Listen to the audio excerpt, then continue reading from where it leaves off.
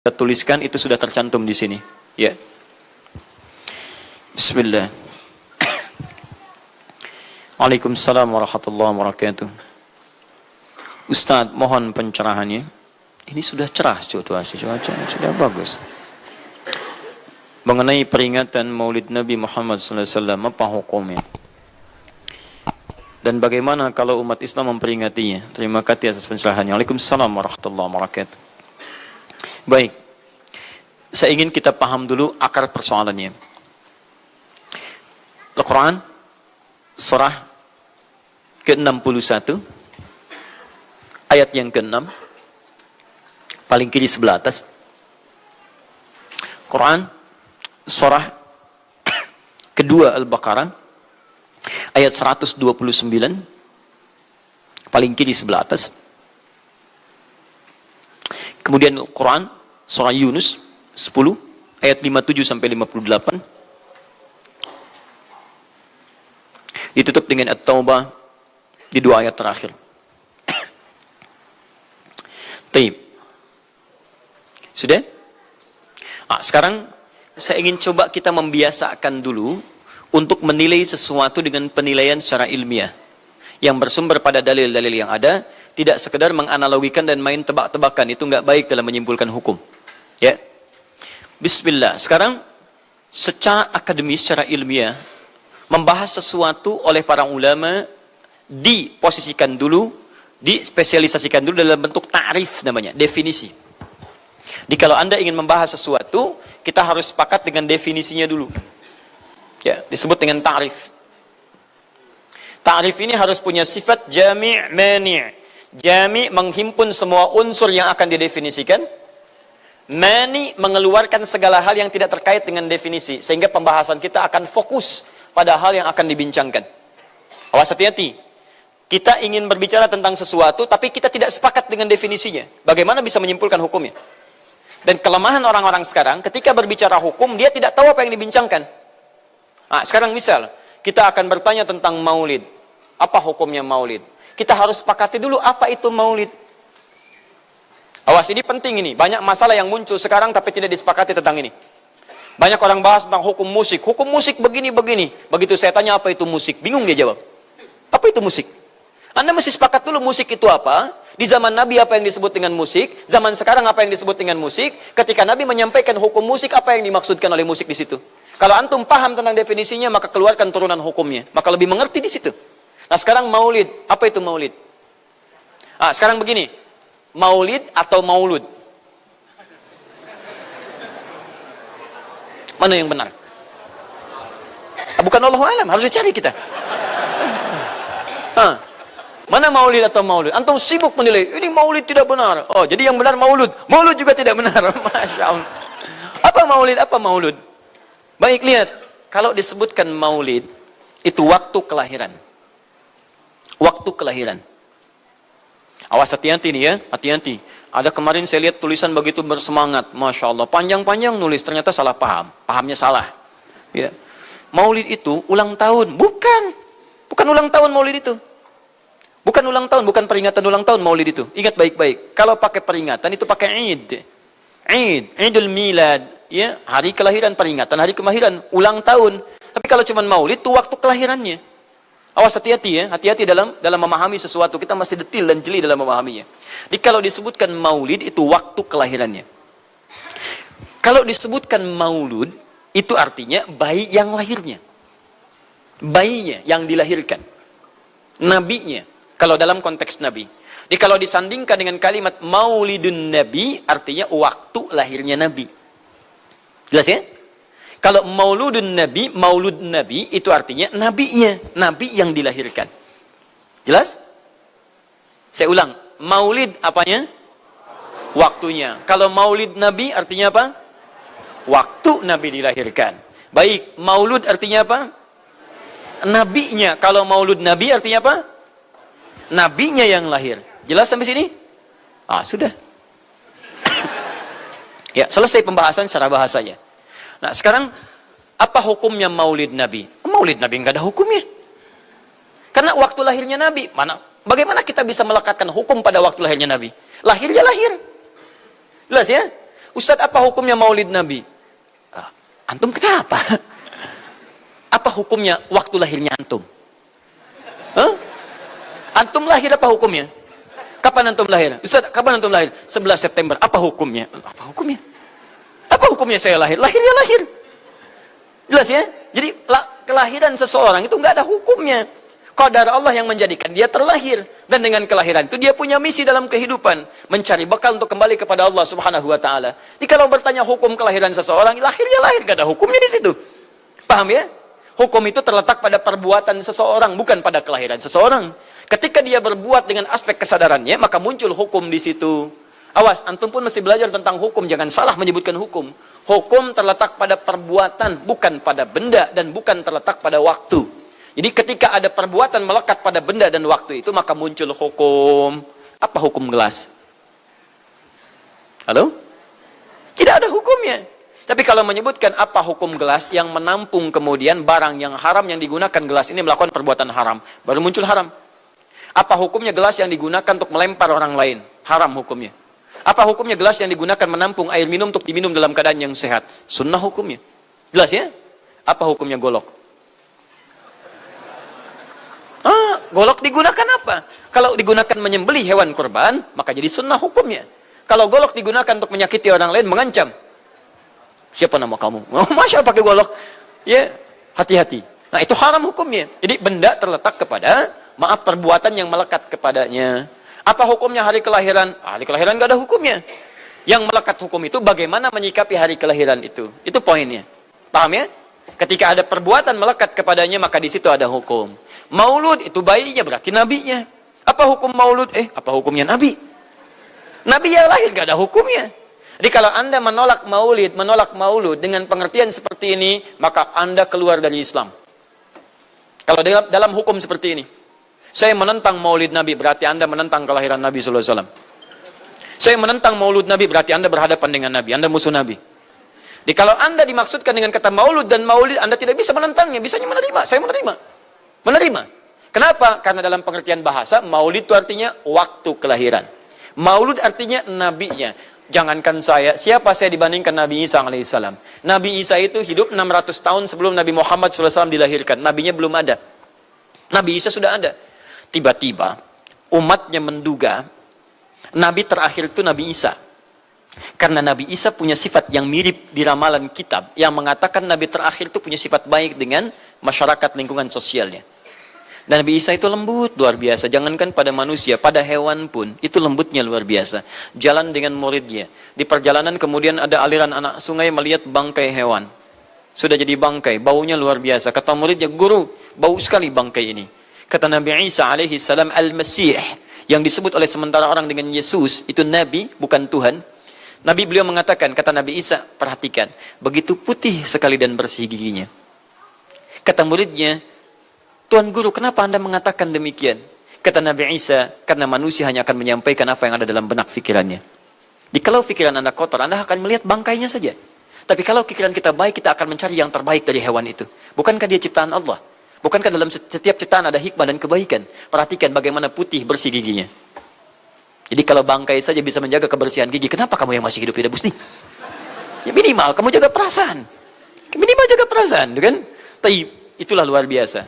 Di sini sering diambil hikmah bahwa teko akan mengeluarkan isi tekonya. Isinya kopi, keluar kopi. Isinya air bening, keluar bening. Isinya susu, keluar susu. Demikian juga kita. Bayangkan, Nabi Isa bukan hanya pada manusia. Pada hewan yang telah jadi bangkai pun, itu mohon maaf, kalimatnya dan sikapnya begitu indah, luar biasa.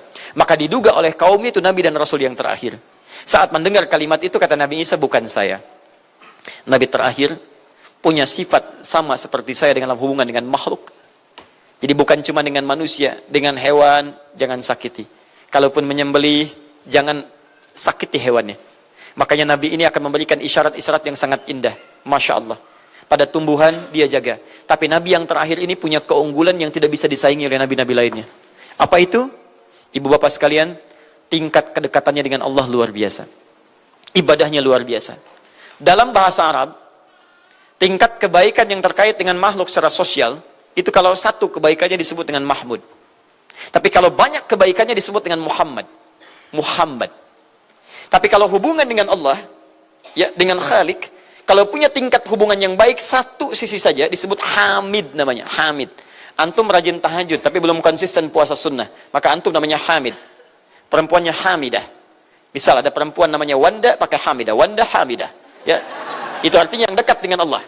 Jadi kalau ada yang namanya Wanda hamidah, jauh dari Allah. Ya, kemudian pendapatnya menyimpang dari ketentuan Allah, masih diingatkan. Anda hamidah, Anda dekat dengan Allah, maka tidak layak mengeluarkan statement yang tidak sesuai dengan hukum-hukum Allah Subhanahu Wa Taala. Ya, hamid. Awas, Hamid, nama anda Hamid. Misal, namanya Fahmi, Masya Allah. Hamid Fahmi Zarkashi, Masya Allah. Itu artinya hubungan dekat dengan Allah Subhanahu Wa Ta'ala. Perempuannya Hamid, laki-lakinya Hamid, perempuannya Hamidah, Masya Allah. Paham sampai sini? Kalau bentuk superlatif, banyak ibadahnya, tahajudnya, sedekahnya, puasanya, segalanya, maka Masya Allah berubah kalimatnya. Dari kata Hamid jadi Ahmad. Ahmad. Maka Nabi Isa tidak menyebutkan kalimat Muhammad, tapi menyebutkan kalimat Ahmad. Karena kalau disebutkan kalimat Muhammad, nilainya serupa dengan beliau. Punya nilai kebaikan yang sama. Nabi Isa baik pada hewan, Nabi Muhammad baik pada hewan. Kata Nabi, lihat, kalau Nabi Isa sudah jadi bangkai, Nabi Muhammad ketika hewan akan disembelih pun, disembelih, kata Nabi jangan sakiti dalam penyembelihannya. Tajamkan dulu pisaunya. Ketika menyembelih, jangan lakukan berkali-kali. Kata Nabi, tajamkan, begitu andu kemudian sembelih, seketika selesai. Cari urat yang membuat cepat darahnya keluar. Nabi itu. Dan dalam menajamkan itu, antum jangan memperlihatkan depan hewannya. Tidak boleh. Kandidat selanjutnya, siap-siap ya. Masya Allah, tidak boleh. Awas saat kurban tuh. Kadang suka lupa antum tuh. Ya dibawa sini, ini masih begini-begini tuh. Itu menyakiti hewan secara fisiologis. Nggak boleh, nggak boleh. Ya, awas ya. Tayyib. Tumbuhan, lihat. Tumbuhan. Nggak boleh dalam keadaan perang. Perang itu kan luar biasa dahsyat. Emosi memuncak, segalanya ada. Tapi Nabi katakan, jangan rusak tanaman. Dahsyat, cuma dalam Islam. Itu yang 212 tahun lalu itu, Masya Allah, nggak ada yang nginjak rumput, nggak injak macam-macam. Ya, itu yang kameramen yang nginjak rumput tuh. Ya, kameramen nginjak rumput tuh. Yang kameramen begitu diinjak, dimunculkan di media gitu kan. Wah, tapi lihat betapa rapi, bersih. Itulah Islam. Tapi jangan cuma 212 saja. Ya, 312, 412, 484 dan sebagainya. Jadi, semua yang ada setiap hari kita jaga. Ada tumbuhan, jaga. Yang praktekkan negara lain. Di New Zealand ada tumbuhan, antum sedang ngidam, papa pengen daun itu, tunggu sampai jatuh. Nggak bisa diambil. Begitu diambil, denda. Padahal yang punya teorinya Islam. Tapi hubungan dengan Allahnya itu bukan Muhammad, tapi Ahmad.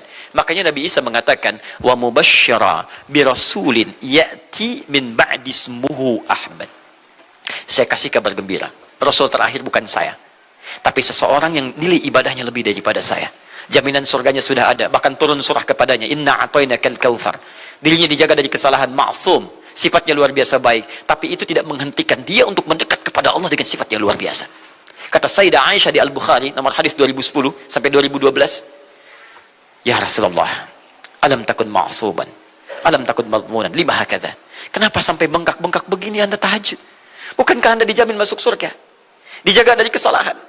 Apa kata Nabi? Afala akunu abdan syakura. Apa aku nggak boleh jadi hamba yang bersyukur kepada nikmatnya Allah Subhanahu Wa Taala? Tahajudnya sampai bengkak. Nabi, Rasul, ahli surga, dijaga dari kesalahan, tidak ada hisabnya, masih mau tahajud sampai bengkak kakinya.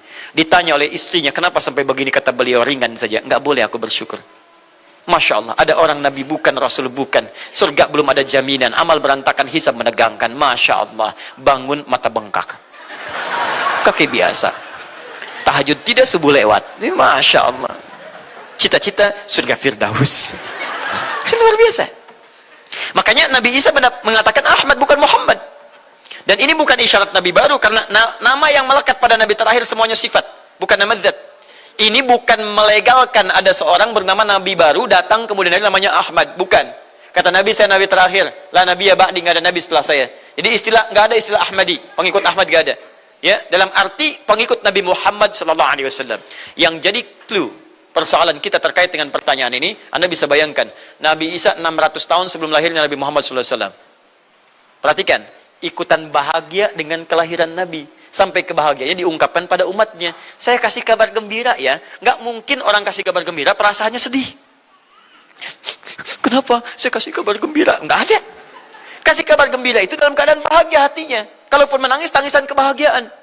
Anda bisa bayangkan, Nabi, Rasul, mukjizatnya hebat. Sekali usap, penyakit sembuh. Menghidupkan orang mati, keduanya dengan izin Allah Subhanahu Wa Taala. Bahagia dengan kelahiran Rasul Sallallahu Alaihi Wasallam. Antum Nabi bukan, Rasul bukan. Maaf, tidak punya mukjizat seperti Nabi Isa.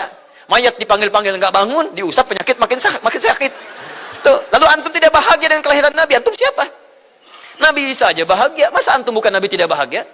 Dan hebatnya, ada orang bisa bahagia, nabinya belum lahir.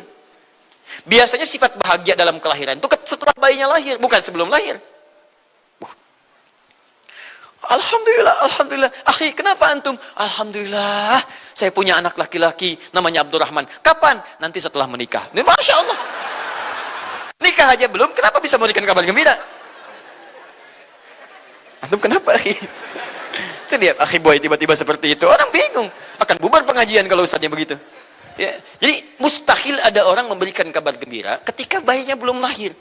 Tapi kemuliaan Nabi Muhammad SAW menjadikan seorang Nabi Isa belum lahir, nabinya sudah merasakan gembira dan memberikan kebahagiaan pada umatnya. Kalau bukan Nabi Muhammad, mustahil. Ada kemuliaan tersendiri bagi Nabi Muhammad SAW. Setiap Rasul menantikannya. Nabi Isa menantikan. Masa antum tidak menantikan itu?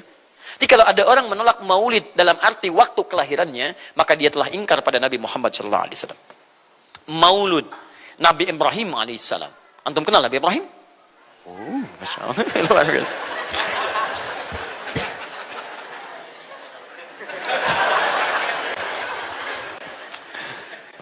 Dimanapun Anda berada, memang hari ini banyak orang berkumpul di Monas untuk bermunajat kepada Allah. Tapi tidak harus menjadikan kita menjadi tidak fokus. Di sini ada yang kenal Nabi Ibrahim. Alhamdulillah. Nabi Ibrahim, Nabi Ismail alaihi wassalam, keduanya meninggikan bangunan Ka'bah. Setelah selesai bangunan Ka'bah ditinggikan, keduanya berdoa di samping Ka'bah. Apa doanya? Doa maulud. Lahirnya, bayinya. Nabi terakhir yang lahir di samping Ka'bah, yang ditinggikan oleh keduanya. Ya. Wa idh yarfa'u Ibrahimul qawa'ida minal baiti wa Ismail, ayat 127-nya. Setelah selesai meninggikan bangunan pondasi Ka'bah ini, keduanya berdoa di samping Ka'bah. Di antara doanya ayat 129-nya. Rabbana wab'ath fihim rasulan minhum yatlu 'alaihim ayatika wa yu'allimuhumul kitab wal hikmah wa yuzakkihim innaka antal azizul hakim. Ya Allah, mohon utus seorang rasul dari kalangan mereka di tempat ini yang lahir di sekitaran ini. Jadi ada rasul yang lahir di dekat sekitaran Ka'bah. Hasil penelitian, tidak ada rasul satupun yang lahir di dekat Ka'bah kecuali Nabi Muhammad SAW. Ya, silahkan cek. Kami baru kembali dari sana dan sampai sekarang tempat dilahirkannya masih ada dan disamarkan dalam bentuk museum. Ya, di bawahnya ada perpustakaan Al-Maktabah Qadimah. Di kalau antum dari Zamzam di sini, ini As-Saffah. Ya, nyebrang sedikit ini Istana Raja, dalam jarak cuma 15 meter ke sini kurang lebih. Lurus ke sini, kemudian belok langsung ke sebelah kanan. Di sini ada jembatan ke atas, ke lantai yang ketiga, ya, naik ke sini. Kemudian di sini antum langsung belok ke pintu sini. Ini ada Babul Ajyad, bab yang ke pintu ke-25. Ini bab Ismail, pintu ke-26. Antum lurus saja ke sini, jangan belok sini, jangan belok sini. Di sini kemudian ada gate lurus King Abdul Aziz, yang pertama di sini. Ya, antum belok kanan sini, lurus sekitar 30 meter dari sini, sebelah kanan ada pos satpam. Di atas pos satpam ada kamera CCTV 1. Dari sini antum jalan sampai ujung, di ujung sini, dari sini ke sini ada 35 kipas di atas. Pas di ujung sini. Kemudian ambil lurus ke sini, di sini ada bab Ali, ini masih dibuka, babus salam ini ditutup, di sini sebelumnya babun Nabi. Kemudian ambil tarik garis lurus dari babus salam ke sini, dari jarak sini ujung ke sini, ya ada sekitar 200 meter. Ke ujung sinilah, di sini ada bangunan warna krem di sini. Di sampingnya ada tempat ngambil air zam-zam dengan menggunakan keran. Jadi kalau punya girigen, ingin ngambil banyak, jangan nyusahin orang ngambil di, misalnya di termos-termos yang besar itu. Ngambil dari sini, itu ada keran langsung. Dan gratis di situ. Ya, beli kompannya sekitar 5 real, antum ambil dari situ, masukkan airnya, bisa bawa ke hotel. Isi kapan bolak-balik di sini. Sampingnya persis, ini tempat Nabi dilahirkan. Ini maulud Nabi, bayinya lahir di sini. Ya, bayinya lahir di sini. Cuman disamarkan oleh pemerintah kerajaan Arab Saudi supaya tidak dikultuskan tempat ini.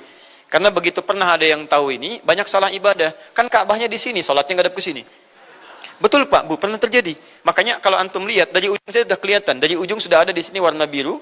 Ya, ada tulisan di situ, ada gambar dicoret. Ada gambar orang sedang rukuk ke situ. Ada sorban dan sebagainya. Ada tulisan di situ, jangan beribadah menghadap ke sini. Karena ini bukan kiblat, haram hukumnya.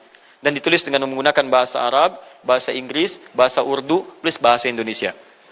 Artinya, ada orang Indonesia juga yang salah ke sini. Ya. Kalau tidak, mustahil ditulis pakai bahasa Indonesia. Nggak ada tulisan bahasa Cina, bahasa Jepang, dan yang lainnya. Ya. Nah, jadi, ini kemudian dicoret, tapi tidak mencoret tentang situs pernah lahir di sini Nabi Muhammad SAW. Jadi artinya, doa dua Nabi tadi dikabulkan oleh Allah Subhanahu Wa Taala. Nabi Ibrahim, Nabi Ismail. Dan tahukah Anda, keduanya berdoa jauh sebelum kedatangan Nabi Isa. Saya pernah katakan 30 generasi sampai Nabi Ibrahim. Tadi Nabi Muhammad SAW. Muhammad SAW bin Abdullah, bin Abdul Muttalib, bin Hashim, bin Abdul Manaf, bin Qusay, bin Murrah, bin Kilab, bin Ka'ab, bin Ghalib, bin Fihir, bin Malik, bin Nadar, bin Kinana, bin Khuzaimah, bin Mudrikah, bin Ilyas alaihissalam, bin Nizar, bin Mudar, bin Ma'ad, bin Adnan, bin Addi, bin Adri, bin Muqawwam, bin Nahur, bin Tarif, bin Ya'ruf, bin Yasjub, bin Nabit, bin Ismail alaihissalam, bin Ibrahim alaihissalam. 30 generasi. Ulangi Mas Boy. 30 generasi. Dari Nabi Ibrahim sampai Nabi Ismail alaihissalam, ya sampai kemudian ke Nabi Muhammad sallallahu alaihi wasallam. Anda bisa bayangkan nggak? Dua orang Nabi, dua orang Rasul. Gelar yang pertama Ibrahim alaihissalam Khalilullah, yang paling dekat dengan Allah. Jaminan surganya ada. Nabi Ismail disebut dengan gulamun halim oleh Al-Quran, yang paling perasa, yang paling dekat dengan Allah Subhanahu Wa Taala. Dua orang Nabi paling dekat dengan Allah, disayang Allah, dijamin masuk surga. Inspirasi kisahnya sampai kita ke sekarang mendoakan kepada Allah tentang Maulud Nabi, sehingga lahirnya Nabi Muhammad SAW 30 generasi setelahnya. Antum, Nabi bukan, Rasul bukan, tidak sedekat keduanya dengan Allah, jaminan surga nggak ada, hisab menegangkan, amalan berantakan. Kisah hidup antum belum tentu jadi inspirasi di masa depan. Sekarang pun tidak. Tiba-tiba antum menolak maulud, antum siapa? Kalau antum menolak maulud, berarti antum menolak Nabi SAW. Dalam pengertian baiknya. Jelas ya? Jadi kalau kemudian ada disebutkan maulid dan maulud, itu artinya maulid waktu kelahiran, maulud bayi yang dilahirkan. Sekarang, bagaimana menyikapi maulid dan maulud itu? Saya tahu nabinya dilahirkan, nabinya sudah ada. Jelas ya? Maka kemudian saya pun tahu waktu kelahirannya. Bagaimana aku menyikapi itu semua? Maka Masya Allah, Quran surah ke-11 tadi, 10 tadi, Yunus, ayat 57 sampai 58.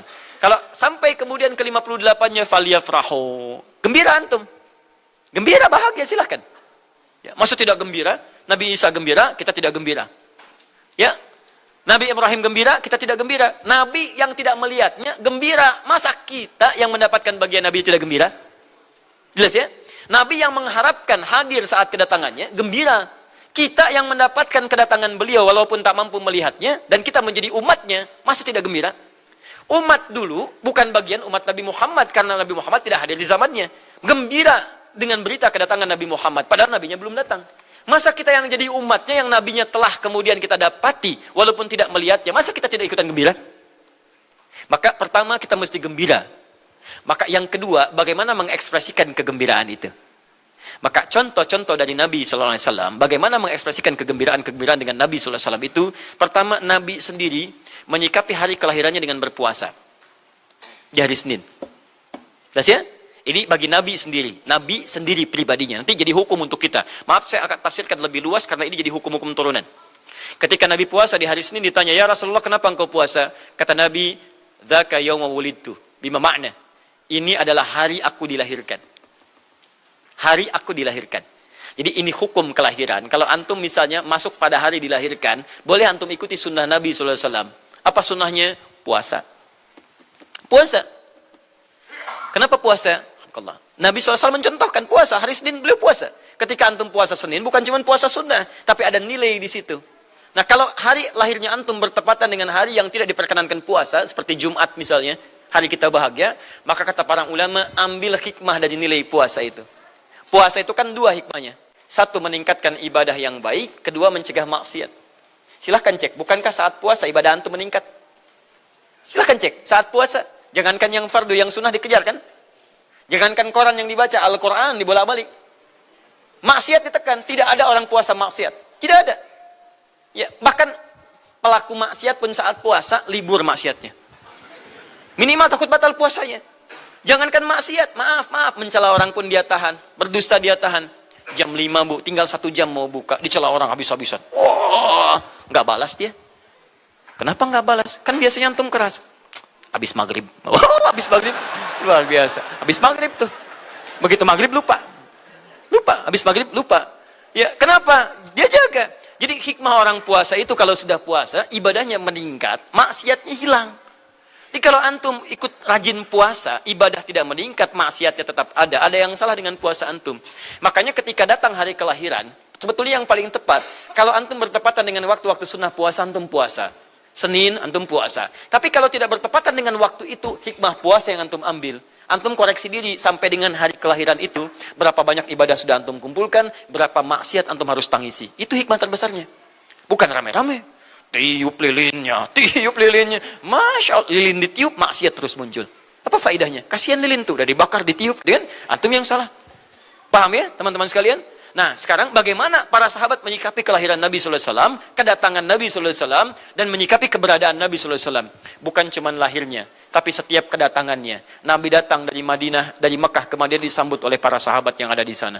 Nabi datang dengan perang Tabuk, dari perang Tabuk disambut oleh para sahabat di sana. Tala al-badru alaina min thaniyatil wada'i, wajaba syukru alaina bada'alillahi da'i. Masya Allah, disambut dengan madid. Bukti kesenangan mereka kepada Nabi SAW. Ada yang memuji Nabi SAW seperti Hasan bin Thabit, buat puisi-puisi memuji Nabi. Seperti Zuhair bin Abi Salma, tadinya musuh Nabi, begitu masuk Islam memuji Nabi SAW. Ada yang lagi kemudian menghormati Nabi dengan kedatangannya, dengan mengikuti Nabi kemanapun. Nabi mencontohkan, amalkan. Nabi mengajarkan, ikuti. Masya Allah. Begitu Nabi meninggal, diabadikanlah kemudian nilai-nilai penghormatan itu. Ada yang menulis sejarah tentang Nabi. Ada yang menulis pujian kepada Nabi dalam bentuk sholawat. Ada yang menulis tentang amalan-amalan Nabi. Ada yang menulis tentang pengajaran-pengajaran Nabi. Dikumpulkan dan sampailah itu kemudian kepada kita semuanya. Dan itulah cara terbaik menyikapi tentang maulud dan maulid. Apa cara terbaiknya? Keluarkan ayat-ayat Qur'annya. 1. Quran surah ke-33 ayat 21-nya. Laqad kana lakum fi Rasulillahi uswatun hasanah. Sungguh ada pada diri Nabi sallallahu alaihi wasallam suri teladan terbaik untuk kita. Maka jika antum misalnya hadir momentum kelahiran Nabi sallallahu alaihi wasallam, maaf, biasanya kalau ada momentum-momentum tertentu orang bersemangat untuk mengingatnya. Silahkan cek. Hari pahlawan, ingat para pahlawan. Hari pahlawan berakhir, tidak ingat lagi. Hari kemerdekaan, ingat sampai pinang dipanjat-panjat. Begitu dipanjat, kenapa panjat pinang? Masya Allah, menghormati pahlawan. Hari pahlawan sampai naik panjat pinang. Luar biasa. Ada yang tarik tambang, ya, menghadirkan energi para pahlawan. Antum bisa bayangkan, momentumnya ada. Begitu hilang itu semua, tiba-tiba hilang lagi kemudian ingatan kita. Artinya, selalu ada momentum untuk mengajak kita mengingat sesuatu. Begitu Ramadan, ingat lagi amalan. Hilang Ramadan, hilang lagi kemudian amalan.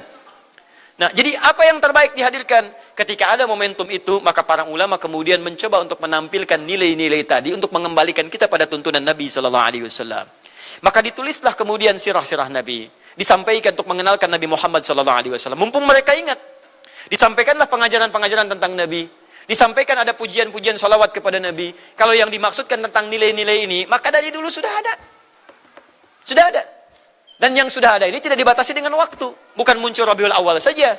Rabiul Awal ke Safar, datang lagi itu. Safar sebelumnya Safar, Rabiul Awal, kemudian ke Rabiul Akhir, muncul itu. Ke Jumada, muncul itu. Jadi maulid itu tidak dibatasi dengan waktu. Setiap waktu itu maulid. Maulud tidak dibatasi dengan waktu. Setiap waktu itu maulud. Tapi kalau ada momentum bersamaan dengan waktu kelahirannya, kemudian kita hidupkan untuk mengenal kepada Nabi, dalam bentuk yang tadi disunahkan dalam Al-Quran dan Sunnah, itu tidak ada masalah. Yang ada masalah itu adalah ketika menghadirkan hal-hal yang bertentangan dengan Al-Quran dan Sunnah Nabi Sallallahu Alaihi Wasallam. Misal, maaf, dulu orang sudah terbiasa mengkaji tentang Nabi, menyampaikan risalah Nabi. Kemudian diisi misalnya, maaf, dengan hal-hal yang bertentangan dengan keadaan-keadaan Nabi. Misal, saya ingin mengajarkan tentang Nabi, tapi ketika mengajarkan tiba-tiba mengatakan pada saat ini Nabi pun datang bergabung bersama kita. Itu yang tidak kita sepakati. Jelas ya? Misal yang kedua, antum nih, mohon maaf, kerja di instansi. Bertepatan dengan Maulid Nabi, kita adakan peringatan. Padahal antum cuma ingin mengeluarkan anggaran saja dari situ. Itu bid'ah. Bid'ah. Mengeluarkan anggaran, sekedar hanya ingin dapat anggaran untuk dalam momentum Maulid Nabi, itu yang bid'ah. Maulid bukan makan-makan. Jadi kalau antum mengadakan Maulid Nabi hanya sekedar untuk makan-makan, itu yang bid'ah. Tapi kalau antum ingin belajar menghadirkan momentum itu untuk mengisi ta'lim, sama aja dengan ta'lim kita sekarang. Apakah ada hadis Nabi mengatakan ta'lim khusus di hari Ahad jam 8 pagi sampai jam 10? Tidak ada. Jadi ta'lim kita bid'ah ini. Jadi kalau antum pahami setiap yang tidak ada contohnya itu bid'ah, Masya Allah, maka akan ada banyak bid'ah dalam kehidupan. Mushaf itu bid'ah, karena nggak ada contohnya zaman Nabi SAW. Antum dari ujung kepala sampai ujung kaki itu bid'ah, karena antum tidak ada di zaman Nabi SAW. Ya, jadi jangan langsung menilai bahwa setiap maulid itu bid'ah. Bukan. Kalau momentum itu ingin diisi dengan ta'lim, ingin memperkenalkan Nabi, ingin mengajarkan syariat-syariat Islam, maka itu tidak ada masalah. Itu mengamalkan petunjuk-petunjuk ayat, bukan mengkhususkan di waktu itu, bukan. Karena ta'lim itu dibuka di setiap waktu, tapi menjadikan waktu itu untuk momentum, karena setiap orang sedang ingat Nabi pada saat itu. Das ya? Kapan lagi kita mendapati orang ingat Nabi? Maka ajarkan itu dan pesankan pada saat itu. Teman-teman, jangan cuma pada waktu ini ya, setiap waktu kita amalkan ingatan kita kepada Nabi sallallahu alaihi wasallam. Makanya saya kalau diundang, Ustaz ada maulid Nabi, saya datang untuk ceramah, untuk menyampaikan pesan-pesan terkait dengan Nabi sallallahu alaihi wasallam. Adapun masalah ritual-ritual saya tidak ikutan. Makanya paham, begitu saya datang pas ceramah. Saya berikan ceramahnya. Nabi begini, apa itu maulid? Allahu alam. Bukan Allahu alam, kan antum bikin spanduknya di sini. Apa itu maulud? Bukan maulud. Maulud itu begini, maulid itu begini. Ketika kita terangkan, kita sampaikan, Masya Allah. Antum tahu apa yang terjadi? Mereka mulai sholat dengan baik, masjidnya mulai ramai. Besoknya tidak ada ramai-ramai lagi. Begitu ada maulid, ceramah lagi. Ternyata ceramahnya nggak sampai maulid lagi. Besoknya ceramah lagi. Ahadnya ada waktu taklim. Dan itulah cara terbaik untuk memberikan penjelasan kepada masyarakat untuk mencintai Rasulullah Sallallahu Alaihi Wasallam. Paham ya? Jangan seketika, ini maulid bid'ah, Masya Allah. Antum tuh bid'ah dari kepala sampai kaki. Ya. Saya luar biasa kesal. Kadang ada orang bikin perbandingan begini. Maulid Nabi, maulid. Zaman Nabi tidak ada coret. Zaman sahabat tidak ada coret. Zaman tabi'in tidak ada coret. Zaman ini ada. Lalu diserupakan lah yang ikut-ikut ke sini. Antum kalau mengamalkan hukum seperti ini fatal. Zakat pakai beras. Zaman Nabi coret. Zaman sahabat coret. Ya, zaman tabi'in coret. Zaman ulama coret. Zaman antum ada bid'ah antum. Cara menyimpulkan hukum bukan seperti ini. Lihat turunannya, lihat dalilnya, lihat pemahamannya, lihat turunan-turunan fikihnya. Ya, bagaimana bisa zakat pakai beras ini jadi? Padahal contoh nggak ada, dalil nggak spesifik. Ayo coba temukan, Nabi zakat pakai beras, temukan. Kalau antum menemukan, Masya Allah, saya bermohon kepada Allah supaya Allah mempercepat hajinya antum dan masuk surga tanpa hisab. Tiap hari saya doakan. Tidak cukup dengan amin, cari dulu. Cari di setiap hadis Nabi zakat pakai beras. Saya sampaikan pada antum, sampai kiamat kurang 2 hari, antum nggak akan temukan. Sehari lagi buat sadar, ngapain nyari? Ya. Karena Nabi tidak pernah bersentuhan dengan beras. Silakan cari di kitab hadis palsu pun, sepalsu-palsunya nggak akan ditemukan. Capek pemalsu hadis mengarang hadis palsu tentang itu. Nggak akan didengar, nggak akan dilihat. Kenapa? Karena tidak ada. Ya, kata Muawiyah, hadza irqun, itu makanan pokok. Nabi zakat pakai kurma, pakai gandum. Ya, lihat, karena itu makanan pokoknya. Makanya setiap makanan pokok yang digunakan, kata para ulama, mendekati kaidah usul fikihnya. Lihat, kaidah usul fikih diambil di sini. Setiap yang punya keserupaan dengan itu, sekalipun teksnya tidak jelas langsung menunjuk, itu ada isyarat, namanya qarinah namanya. Kalau ada isyarat menunjukkan kepada itu, maka boleh digunakan sebagai alternatif lain dari makanan pokok yang tidak didapati di masa kita dengan generasi yang berbeda. Tapi kalau makanannya sama di setiap generasi, dia zakatnya pakai itu. Makanya orang Arab sampai sekarang pakai kurma, ada yang pakai gandum. Kita makanan pokoknya bukan itu. Antum makanan pokoknya apa? Beras, Masya Allah, beras. Baik pemirsa, beras itu makanan pokok bagi hewan yang bertembolok ya. Ayam, bebek itu beras. Baik, makanan kita nasi. Dan nasi bersumber dari beras. Baik, nasi bersumber dari beras. Jadi kalau kita ingin zakat pakai beras, boleh tidak? Nah, lihat bagaimana cara pendekatannya. Dalil belum ditemukan aslinya. Seperti maulid tadi, menyikapi dengan taklim macam-macam, nggak ada nas aslinya. Tapi korinahnya ditemukan, sama-sama makanan pokok, sama-sama taklim, sama-sama meminta untuk ikut ajaran, sama-sama mereka ingat tentang Nabi SAW. Maka semua hukum itu kita terapkan, jadilah hukum terapan dalam kehidupan kita. Paham? Dan itu tidak disebut dengan bid'ah. Jelas ya? Bid'ah. Alhamdulillah. Tapi kalau yang rame-rame tadi, yang tidak jelas ya, hanya menghabiskan anggaran, makan-makan tidak karuan, meyakini ini itu dan sebagainya, saya tidak sepakat dengan itu. Saya tidak sepakat. Allah Ta'ala alam bissawab.